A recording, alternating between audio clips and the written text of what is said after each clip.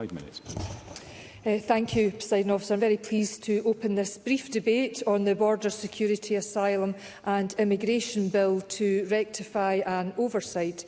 I regret that Parliament has not had more time to consider the supplementary LCM. The original LCM, which covers the vast majority of the relevant provision in the bill, was debated and passed by the Parliament on the 26th of June.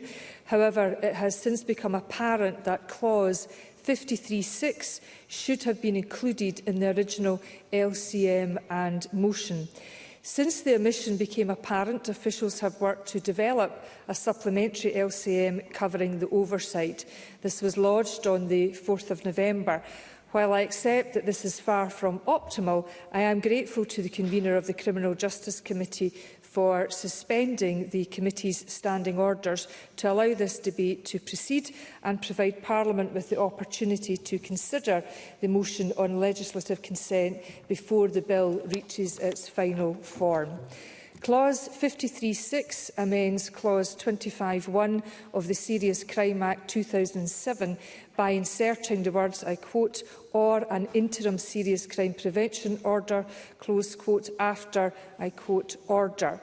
This will put a breach of an interim serious crime prevention order on the same footing as a breach of a full serious crime prevention order, ensuring there is consistency of approach across the UK when dealing with those who might seek to circumvent the restrictions imposed upon them.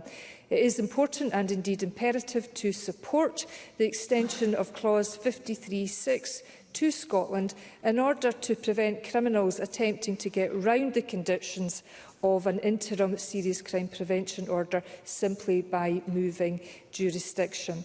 So in moving the motion, I recommend that Parliament consents to clause 53(6), and I move that the Parliament agrees that the relevant provisions in the Border Security, Asylum and Immigration Bill introduced on the 30th of January 2025 relating to clause 53(6), breach of interim serious crime prevention orders, so far as these matters fall within the legislative competence of the Scottish Parliament, should be considered by the UK Parliament.